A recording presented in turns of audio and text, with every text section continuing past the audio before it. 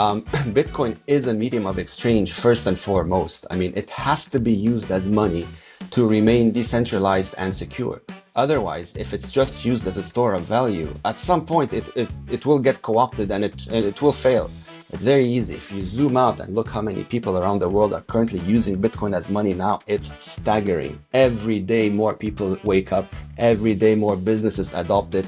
Every day folks like us push and incentivize businesses and show them how to do it. Well, a very warm welcome today to our very special guest. Many of you will know him, Tony from the Bitcoin Way. Welcome to the show, and we're going to dive in. And if you're thinking of having a circular economy, building a circular economy, or like us, absolutely on our way to building a circular economy here in Bulgaria, then make sure you like and share this show because we're going to learn something today. Tony, how are you doing? I know you're calling from Athens in Greece. How are you guys? Thank you for having me. It's a pleasure to be here. Fantastic. Yes. And we were just talking before we hit the record button. I very much enjoyed speaking to your colleague, Rick, who was at the BTC Balkans last weekend. And we were just talking about what a joy it was. Pure signal, no crypto nonsense, just Bitcoin. And so let's get straight into it. I think you've been on quite a few podcasts. You've spoken in the past quite a bit about your background, I think in Lebanon. And but we'll try and focus the conversation on something that you get up to with the Bitcoin Way, because Sure. with us here at Ordermoon, I'll just set the scene a bit. We have embedded the Breeze SDK into the app that restaurants use. We provide a number of restaurant services, and they see the button, and it's a good way of onboarding venues. And of course, one of the things we say and sit down with the owners is, look, guys, this is your 100% responsibility. We cannot help you if you lose your phone and you have not got a record of your 12 words. So you can imagine it's quite easy for people to break their phone, and not everyone remembers where they put their words. I had one sort of slightly dodgy situation. We managed to be absolutely fine. There was a bit of concern. But I know self-custody is very much an important part of the message of the Bitcoin Way.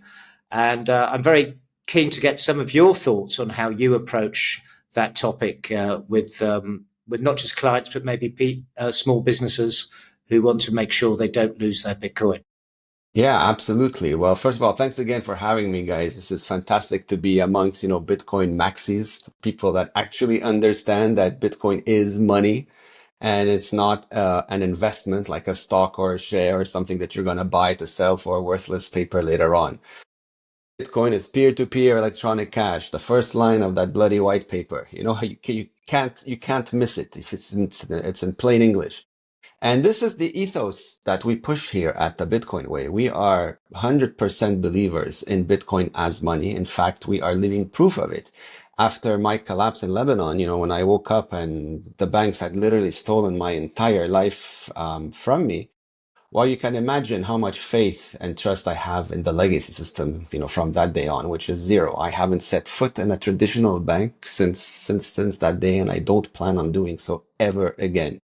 Once you live through a disaster like this, you dive deep into the history of money, and then you understand that all the lies you've been told, and then eventually that road will lead you to Bitcoin.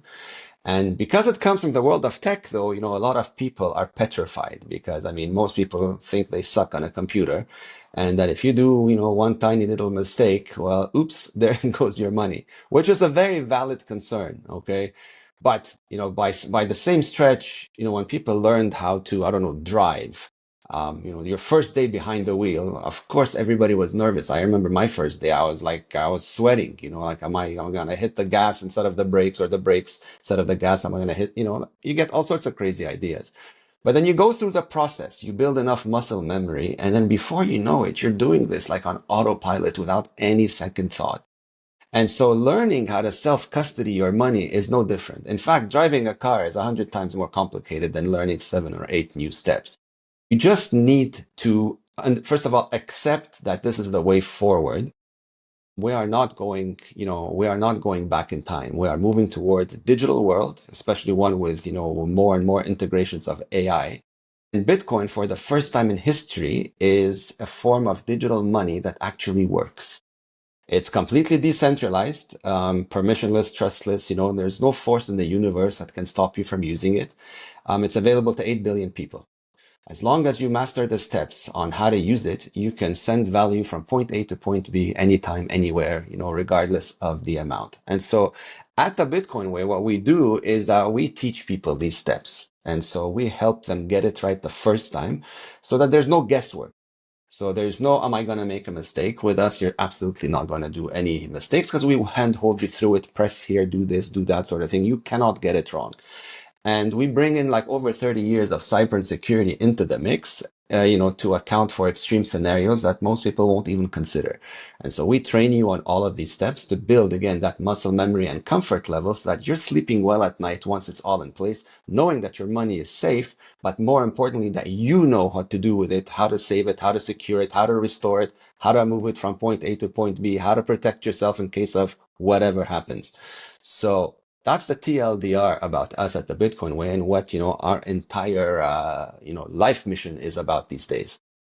I really like that point about muscle memory and getting used to doing the steps. And it reminds me of actually just from this morning, Joe Nakamoto was doing a live show and talking about how hard it can be for people to do what many of us think are very simple things. He was saying you go to a supermarket checkout and see how people struggle to use their Apple Pay. You press twice and then no, people take a picture instead and they don't manage. Do they tap? Do they put it near? And you can see that actually it's not immediately straightforward. And many people have actually not been taught even how to use what we consider something that's pretty reliable, something like Apple Pay.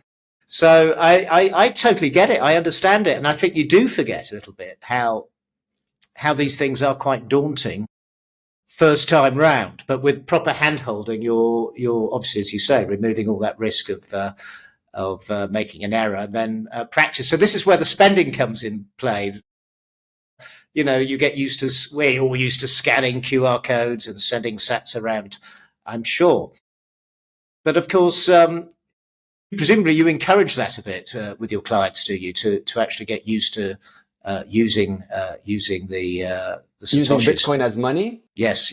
Oh, yeah. Absolutely. I mean, as far as we're concerned, Bitcoin is a medium of exchange first and foremost. I mean, it has to be used as money to remain decentralized and secure. Otherwise, if it's just used as a store of value, at some point it will get co-opted and it will fail. It's very easy. And if you want to dumb it down even more, just think about it this way. How many people, what percentage of the world population can actually own a UTXO? Like can actually go to a platform like an exchange, buy Bitcoin and withdraw it? That's like what, maybe 1 or 2% of the global population, Maximum, right? probably. And usually these are folks that come from financially comfortable and privileged places, right? But how many people can use Bitcoin as money? 8 billion people. And as long as it's used that way, and as long as more people adopt it as a medium of exchange, it'll never die. And this is what we're starting to see happen today. Bitcoin as money is why the store of value has value as far as I'm concerned. Without the money, there is no store of value. It becomes just another whatever, something that'll be co-opted by some TradFi system, and that's it. You can kiss it goodbye. But the world is not built that way with Bitcoin. In fact, if you look at certain countries that have never been banked, that have been shunned from the traditional banking system just because a bunch of psychopaths decided these people were not good enough. About 40% of the global population has never seen a bank account. But all of these guys have cell phones. And today, guess what they also have? They have Bitcoin in their self-custody. So someone who's never had a savings now all of a sudden has a small business. You think these guys are using Bitcoin as savings, are planning to invest it, are planning to borrow against it? Absolutely not. These guys have no interest, don't even know about these stupid products. They are using Bitcoin to survive. A guy has a small business, he makes 20, 30 bucks a day. Half of it, if not more, is used to pay for, daily expenses, to feed his family, to do whatever is required. Bitcoin is used as money. And he knows that no one can take it away from him, no matter what they say, no matter what they do. This is why Bitcoin adoption is growing, because more people are becoming aware of this, and we push this heavily. But, when you have conversations with folks that come from financially privileged, positions, they're a bit more flippant about this because they see it more as of an investment. Like they're not waking up tomorrow to a seized bank account, at least not yet. That is coming, but that's a separate rabbit hole. But they don't see the imminent dangers of this. So they're a bit more flippant. Oh, a little bit here, a little bit there. Let's invest here. Let's do a corporate treasury, maybe an ETF. It's like they're picking a selection from an open buffet. That's not what Bitcoin is. And usually folks that, don't take it seriously and adopt these two words, self-custody, are often the ones that are going to get wrecked. And guess what? Bitcoin will not care. So the revolution behind Bitcoin, the peer-to-peer electronic cash, is these two words. It's self-custody. Because for the first time ever, 8 billion people can 100% own their time and energy. That has never, ever happened before in the entire existence of the human race. And so this is why this is so important and why it's so revolutionary. And thankfully, as long as enough people understand this, and they are, Bitcoin adoption is skyrocketing.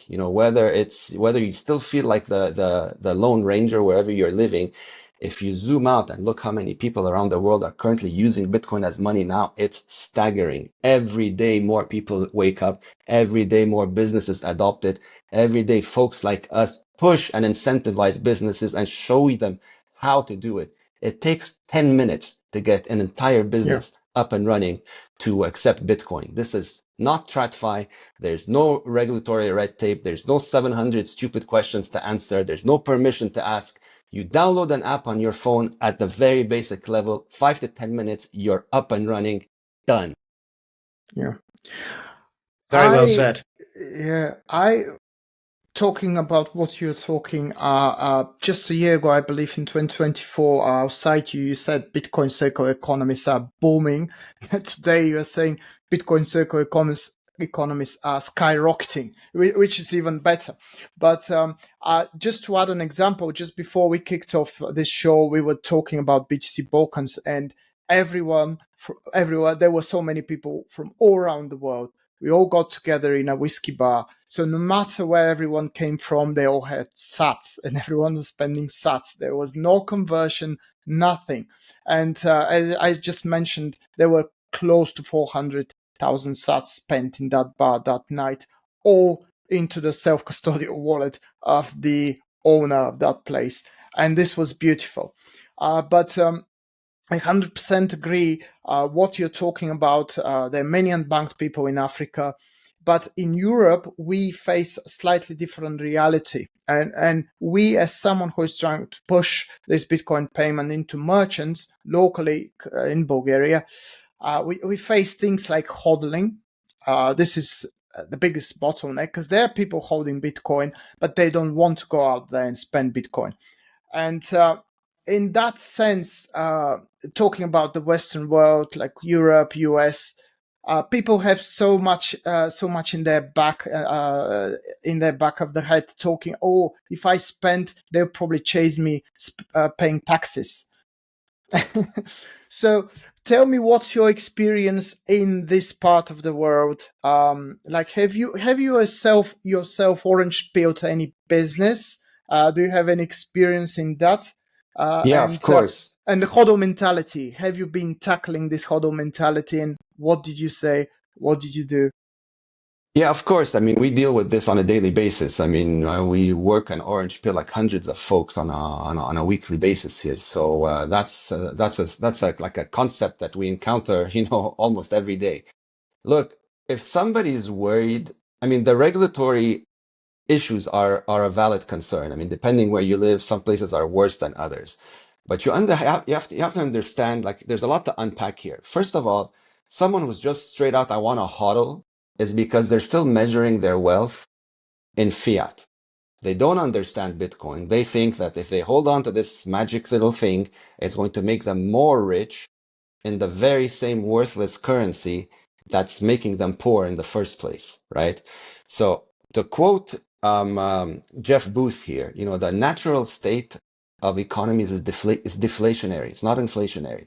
If you're still measuring your wealth in that worthless paper, you're still missing the point. You can't do this.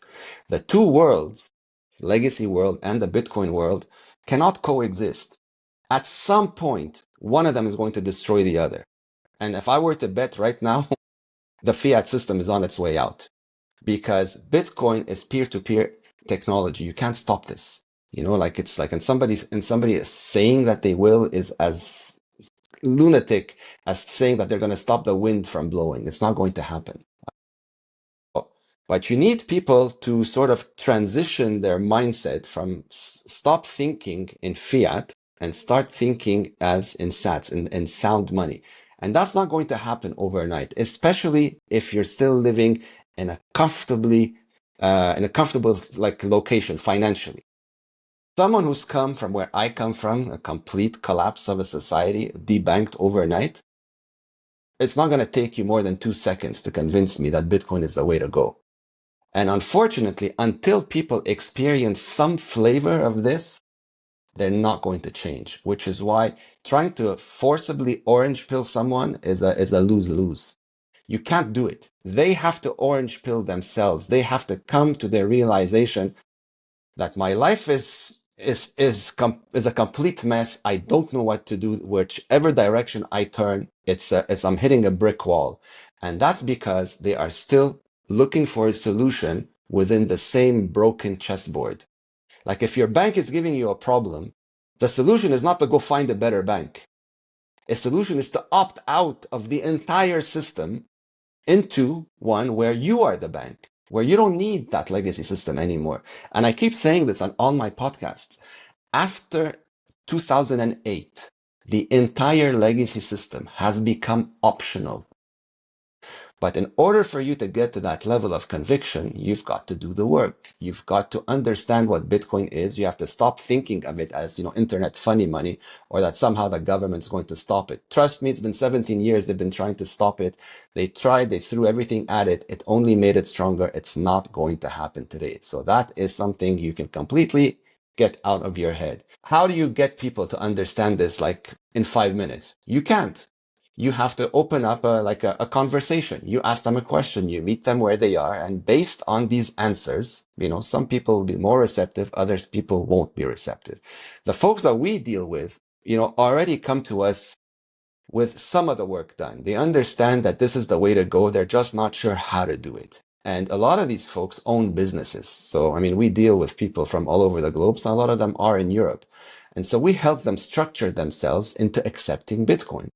I go as far as telling them, incentivize your customers to pay you in Bitcoin. And they're like, how? I'm like, how? Give them a discount, a good discount. I don't give them like a stupid 5%. Give them like a 35%. Because now 35%, like it's not a joke anymore, right? It's a considerable savings because they're still thinking in euros. So 35%. Okay, so how do I do this Bitcoin thing? Right? So even if they still don't understand, at least they're moving in that direction. And 1 + 1 + 1, at some point, it'll click. And so the more merchants do this, the more you subconsciously register Bitcoin as money in the heads of normies that still don't see it as such. So you walk into a store, cash, credit card, Bitcoin, cash, credit card, Bitcoin. See, Bitcoin now subconsciously over time will become seen as money. And more people will eventually want that money because it's actually the one with the value. And so this is how we do it. You have to do it baby steps. You're not going to cram, the 50,000 hours of work that you've done into someone you've met overnight. I used to try to do this in the beginning. It never got far because you're trying to do it, with good intentions and out of love. And they're translating it as an act of war. So I'm playful with it sometimes in restaurants, like I get to know the waiters and I tease them, like, how about I give you your tip in Bitcoin? Some of them they laugh, some of them are receptive, but we do it, right? So something small like this at least opens the conversation for more questions potentially later on. Yeah, we mentioned you were in Greece. people of, don't actually have to be that old, will remember when you couldn't withdraw something like more than 30 euros out of ATM. 2010, I think they had their crisis or around there. And in Bulgaria, it was the end of 96, 97 when there was a massive devaluation of the currency here. And people do remember that. As I say, typically it just depends on their age. So this financial history piece, which of course they don't teach in schools, but I think this sort of aspect that something could happen to the banks does actually resonate with a certain percentage of people, particularly if they've been in a country where there's either been a devaluation, a wipeout in your case, unfortunately, Tony, or indeed just you can't get your cash when all sorts of things happen, don't they? Some sort of financial crisis, or even just a complete. We've had Amazon Web Services down recently, haven't we? And that's meant payment systems haven't worked. So I think, and also we've been helped recently here in Europe, of course, with the talk of a digital euro, and in the UK, of course, the same sort of thing. So perhaps the governments are helping us a little bit with some of the things they're talking about these days. The governments are the best marketing department for Bitcoin because right now they're desperate, they're petrified, and they have no play.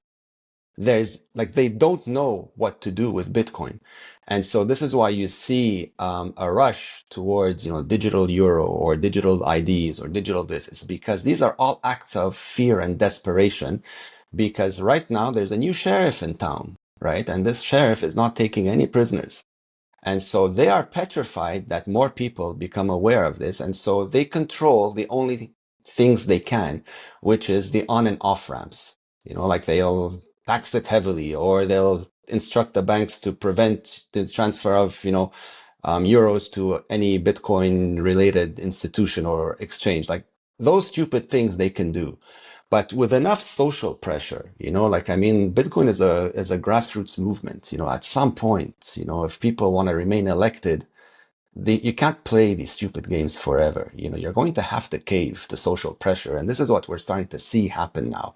And so the two worlds will probably coexist. Those that are paying attention are going to be, living in a like a form of the world that is, I call, the Elysiums. I don't know if you've seen that movie, but it's a great movie that illustrates, a world with, very modern, futuristic AI. Everybody's living the best lives, and those still stuck on Earth in a complete shithole, dystopian nightmare. This is like that. I see the world headed in some form of flavor like this. Those that are stuck with digital IDs and central bank digital currencies, this is exactly the type of life that they're going to be living. And in parallel economies, those circular economies, those that have adopted freedom money, unconfiscatable money, are going to be living a completely different life. And at some point, as with everything in human nature, everybody wants to go where the grass is greener. And so those who are living a nightmare where, they can't buy this or they can't buy this because they've spent too much and, they have to ask permission 200 times a day. Well, at some point they're going to get fed up and they're going to be looking hell or high water for any ways to get out. And, when enough bad pressure starts to build, this is where you get to a scenario that I worry about, which is, the automatic translation to civil riots and violence. Because when people have no other solution, they resort to what instinctively comes to mind. I know this because I lived it in Lebanon. When everybody lost their bank account, we were thrown back like 1,000 years back to the Stone Age, where the only form of value exchange was literally barter. Like my IT skills were worth nothing. The valuable skills were, I don't know, like farmers, barbers, basic skills, because those met the most immediate needs right now, right? To eat, to clothing, to feed, food, water, like the most basic needs. Now these had tremendous values. So what do you do with folks that don't have these skills? They also need to eat, right? So when they're stuck, again, they resort to whatever comes naturally. And that's almost always some form of violent act. So When the money ran out and people had to restock their kitchens, where did they go? They went to the supermarkets, right? But how would you pay for the stuff in there? You can't. The money doesn't work. There's no credit cards. So what do? Well, you steal, right? So you want to steal, but there's a limited supply of food on these shelves. And there's like 10,000 other people that want to steal. And now each one is coming with their own, equipment to do so. Some with guns, some with knives, some with crowbars, some with hammers. So how do you fit into this equation? Like, how do you deal with this? Right? So when I saw it for the first time, I went back home. I'm like, all right, well, the diet starts now, right? We have to find another way of dealing with this shit because it's suicide. So this is what I mean. Like when things escalate and they boil up to a certain point, it blows. And this is what I'm starting to see happen here in more and more countries. Like you look at the situation in Australia, it's boiling. You see the situation in the UK, it's imminent over there, and it's all by design. Like don't think these things happen by fluke. These are all intentional, coordinated attacks from a desperate and dying legacy system that is doing whatever it can to remain relevant. And the only thing these guys know how to do is to dictate and to become, turn into like extreme tyrants, because that's the only thing they've always been doing. But now they've got a real threat, a real competitor that they can't get rid of, and that is Bitcoin. Bitcoin as money. They don't care if people adopt it as a store of value alone. They are petrified as Bitcoin as money.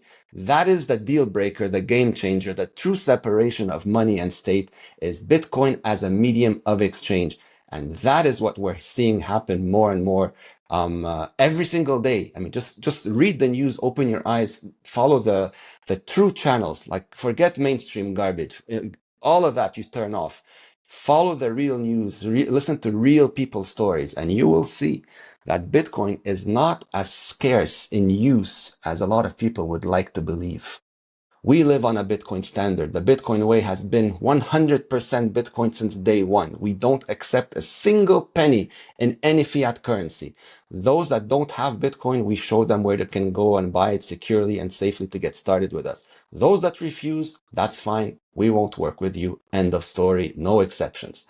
And so we incentivize folks to adopt maybe not that extreme of a mentality, at least not yet, but to work their way into forcing behaviors in the right direction. And those behaviors are forgetting about a world of corruption and broken money and leaning more towards the adoption of sound money that is going to push us into a Renaissance world built on things that we can't possibly imagine right now because we've never had anything like this before. That's 100% wow, great words. true. Truly inspirational. Thank you, Tony, for that, because it is very important people recognize the world that they're in now, and that, like you experienced and will almost quite likely come at some stage, there's going to be those people who have learnt to spend their sats and deal with all the new way of Bitcoin. And there'll be those who'll be wondering, well, what do we do? I mean, it's actually quite scary, actually, when you come to think about it. There will be a lot of people quite lost, because it could happen quite suddenly, couldn't it? As you say, people go on the streets and But that's start usually how it looting. happens. It happens all at once. Yeah. It's everything's correct, but there is a lot of work to be done, and you are now in Greece, as far as I believe, in Athens there is not a single restaurant that accepts Bitcoin, so we need to do some work there. By the way, we did introduce one Bitcoin to one of the restaurants in Thessaloniki, which is the second largest city in Greece. So whoever's listening there, by the way, I didn't add it on BTC map yet, but we did go, we educated the people how to use, in that case, whether Aqua Wallet or Satoshi, not sure. But these small steps are done, but it's still happening slowly. But I was going to ask you, what's your favorite, or the place where you've been really enjoying a circular economy somewhere in the world, where you actually enjoyed being there, spending, and things happening in a faster pace? Oh, that's very easy. It's where we're based. We're based in Panama. I mean, this is where this is where our Plan B, our residency program is focused right now, and we're onboarding lots of folks to Panama because, well, there's many reasons, but if you want to focus on the Bitcoin side of things, it's very pro-Bitcoin here. I mean, public services can be paid in Bitcoin. There's many Bitcoin circular economies that are being, built here. We're building, a huge one. We've already have a lot of people here that we know that we work with that have moved to Panama. Circular economies drive, the incentives. I mean, you see somebody doing it and then they're doing well. Yeah. All of a sudden you want to, be just like them. And so you go ahead and you follow the same script, right? So, I mean, I come to Europe, I come to Greece, like pit stops, because sometimes I have to meet people, talk to people, maybe have like events that I participate in. But compared to I'd say, I don't know, like maybe 3 or 4 years ago, there's a lot more folks here in Europe, at least those that I speak to, that are more in tune now with a Bitcoin mindset. I mean, compared to 4 years ago, Bitcoin was a speculation. Yeah, maybe, but what about the government? What about this? All these, silly questions. I don't get these questions anymore. And they're like, so you really believe in this? And so, okay, so what's the best way to go on about it now? Like, how do I protect it? Do I have to buy this? Do I have to buy that? Do I have to report this? Do I have to report that? I mean, we're not financial advisors, so obviously we can never answer these questions. But what we tell folks is that Bitcoin is money. It's not going to go anywhere. There's no government that's going to stop it. They can't. As long as you own it yourself and you learn how to custody it yourself, you are in 100% full control. And as long as you don't give it up, there's no force out there that's going to take it away from you. And so that message is starting to resonate more. Whether it's here in Greece, whether it's in Prague, whether it's I pit stop around Europe quite often, and the conversations are becoming very similar, thankfully. So that's why the more I do this, the more bullish I get on the future, because now there's regular folks. They're not IT or cybersecurity experts by any stretch. They're regular folks, everyday people that are now understanding that if they don't do anything, it's done. They're going to experience some flavor of what I went through. And of course, that scares the living daylights, as it should, of anyone, with half a brain. So this is really the message that we push out, and there's a lot of work to be done. We are still very, very early in the Bitcoin adoption side of things, but I suspect we're going to go from prehistoric early to extremely late in a very short period of time. Like, I keep joking about this. I'm like, I have a feeling it's going to happen overnight, simply because the wrong folks are paying attention to Bitcoin now. And by the wrong folks, I mean certain governments, institutions, big players with deep pockets. And so when they buy up the remaining supply, which is going to happen, they're not buying it to speculate. You will never, ever see that Bitcoin again. And so if you wake up one morning and Bitcoin is some ridiculous, fiat price, you'll know why. It's because it's done. And so how do 8 billion people all of a sudden, who are now, getting all excited that they've missed the boat, how do they benefit? Well, the days of buying a UTXO, like going to whatever exchange, buying it and holding it yourself, those will be gone. That opportunity, that really golden, life-changing generational wealth opportunity is going to be limited to those that are paying attention today. And that's simply because Bitcoin is finite in supply. 21 million. No one's going to change that from now to eternity. 4 million of those are inaccessible for whatever reason. So whatever is left, which is not a lot, maybe like 2-3 million Bitcoin on global exchanges. Once those are gone, it's gone. And so the rest of the world will benefit from Bitcoin, but more on the layer 2s and possibly layer 3s later on that will scale to them. So there's a lot to unpack here, man. Yeah. But yeah. By the way, you're free to make your pit stop in Sofia, by the way, just to experience the economy here. Sure, but sure. we have a theory, by the way, because right now there are 21 venues in Sofia accepting Bitcoin. And the theory is we need to get to 21. And we're already seeing this. Like, some people will just stop accepting due to regulational concerns and something else.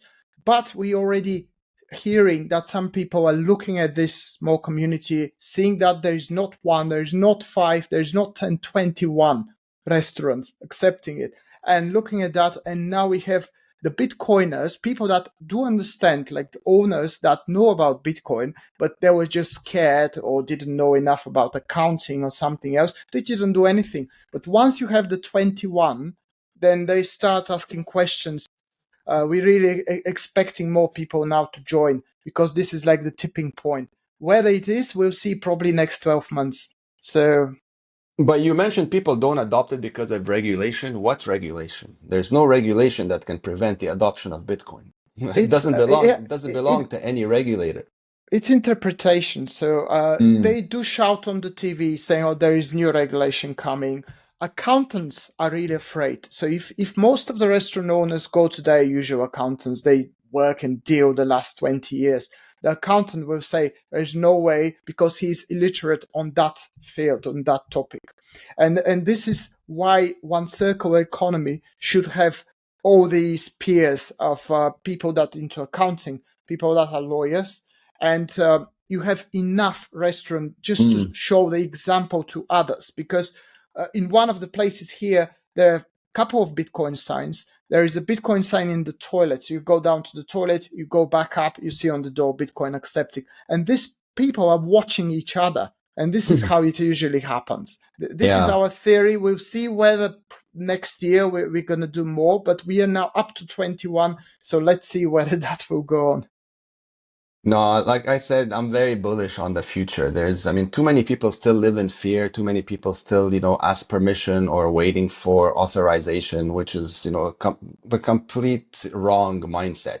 But you can see how strong the brainwashing has been, for a very long time, that people feel that they're doing something wrong when in fact, all they're doing is protecting themselves from an actual threat that they've believed was for their own good, over many decades. So that is going to take time. Some people, adjust to it quickly, and some people take time. Those that adjust to it quickly are usually those that get completely wrecked, like myself. There's no convincing that's required at that point. It's a done deal. There's no going back. But for the others that are still lingering, in a comfortable location, thinking, life will be rosy forever, well, tick-tock, your turn is coming, my friend. And if you're not paying attention, well, you're going to go through something that you can't possibly imagine right now. And I don't say this because I wish it on anyone. I say this because I just don't see how it's going to be avoided. Having just looked, well, why do you think they're pushing digital IDs so aggressively? Yeah, that's right. Yeah, absolutely. Right? Of course. These are all the signs that you need. These are crystal clear signs that the end is here. And this is like their only hope in hell that something sticks. But in order for that to unfold, people have to say yes. The power is in the people's hands. So as long as people refuse it, this will fail. But you need enough people to understand that they hold the power. The power is not with the government. The governments are here to serve the people. But too many folks have forgotten this, and they think it's the other way around, which is absurd. And so Bitcoin hopefully is like the wake-up call. And we're starting to see this, in many different parts of the world now. Those that adopt the Bitcoin standard, it's like a certain mindset. It's people that, they love freedom way more than those who want to give it up easily. And as long as these odds keep increasing, we are moving towards a Bitcoin standard. I personally believe that Bitcoin is the future of money and will become the world reserve neutral currency for the simple fact that no government trusts each other. So they will never, ever agree on anything that they know that someone else may have an advantage over them with. Just based on that premise, is enough for me to know that this is where we're headed. The recent play on gold now, which a lot of people seem to be getting over hyped about, I think that's just temporary, because there's a lot of boomer money, a lot of old money that doesn't understand Bitcoin. These guys, are holding on to relics of 5,000 years. That's all they know. Their parents, spoke of gold, their grandparents spoke of gold, and that's, it's like auto reflex, gold, gold, gold. But gold is not a win in a digital world. You can't move it around easily. You can't pay somebody with it. You can create an infinite amount of gold if you really wanted to. You bring it from, from Mars. You find an asteroid that's full of gold. There goes your supply. You're back to square one. That's not going to happen with Bitcoin. So maybe in the short term, people that are still, I guess adjusting until the future, slaps them in the face. So things like gold might have a little run up, but gold are usually the indicators. Because if gold is spiking, it's because people are running away from fiat, which is the real problem. So whether it's gold, silver, tulips, it's not worthless paper, right? And so eventually, people are going to find their way to Bitcoin and understand that it has all the criteria, all the specifications of the sound money that the world should have been built on since day one. But, it took till 2008 until someone finally figured it out and, unlocked Pandora's box. Yeah, and I don't think it'll be long before. Yeah. No, I think we covered pretty much, we covered a lot of ground. I mean, the key takeaway here for folks listening this, maybe your audience, is just remember, Bitcoin is here to stay. There's nothing that's going to get rid of it. And if you want to win in Bitcoin, it's 2 words: self-custody. 7, 8 steps. Learn them, master them, build enough muscle memory. Once you do that, you've already won. That's it. You're on the winning team. Ignore TradFi games, ETFs, Bitcoin treasuries, all that garbage. It's all a waste of time, noise, distraction, and counterparty risk. You don't need any of it. These are their desperate attempts to remain relevant and keeping you dependent on them. You don't need them anymore, like at all. Adopt the future, Bitcoin and self-custody. Done deal. The Bitcoin. Test your cybersecurity skills and your Bitcoin security.